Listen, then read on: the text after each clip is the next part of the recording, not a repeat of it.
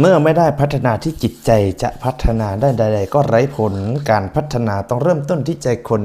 จะเป็นผลพัฒนาอย่างถาวร27 สค.โอ้ใกล้สิ้นเดือนแล้วตัวนี้ใกล้สิ้นเดือนสิ้นปีนะครับมื้อนี้ให้โชคดีโชคหมาน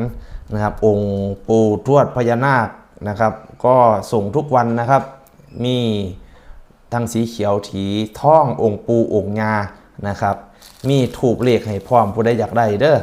ลักกะรวมไปถึงผ้ายันโภกทรัพย์นี่นะครับ4ชิ้นนี่159ทรงฟรีครับ159ทรงฟรีได้ผ้ายันได้เหรียญองค์ปู่องค์ญา ID Line นะ ID Line นี้นะ ID Line เก่าครับสั่งสินค้าอย่ามองเค้นหรือติดต่อสอบถามมีฮีพี่ไม่ครบเด้อ6ตัวนี่พิมพ์ตามนี้เลยนะถ้ามื้อนี้โชคดีโชคมันเอาไปบูชาติดบ้านติดรถติดเฮือนให้โชคดีมีไส้ให้ได้ฝันเห็นตัวแดงจึงครึ่งเด้อนะครับมื้อนี้เด่น0ครับเอา0ไปก่อน0นี่บ่แม่นว่าเครียดให้กันดิอย่าฟ้าว0อย่าฟ้าว0อย่าฟ้าวเครียดให้กันนี่แหละสุดไม่มินจังค่อยยิงหามันถึงไห้ก็เงื่องทั้งหัวดีกว่าเงื่องทั้งท้ายข้าบ่ค่าสิตายดินกินบ่ขี่ท้องสิไข่ไปบ่คืนขวบโคกสิหลงสนบอลเจ้าขวางพี่น้องครับถ้าเบิ้นเอาไว้ตัวหนึ่ง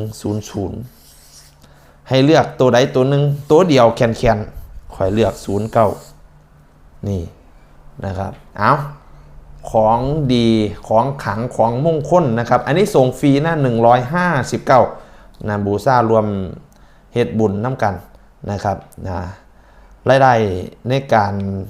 บูชานี่รวมสร้างองค์พญานาควัดใหม่ชัยชนะนะครับผมไปสุงานพระอาจารย์เอิญย่ำไรกันเดี๋ยวจักหน่อยจะมีบรรจุหัวใจนะครับบรรจุหัวใจที่สวนจักรพรรดิของพระอาจารย์ชัยชนะก็จะได้เป็นรวมน้ำเพลินนี่แถมทูบไปพร้อมแถมพายันไปพร้อมเด้อนะครับ159 4ชิ้นนะครับทักมาทั้ง ID Line มีเฮหรือโทรศัพท์สั่ง063 573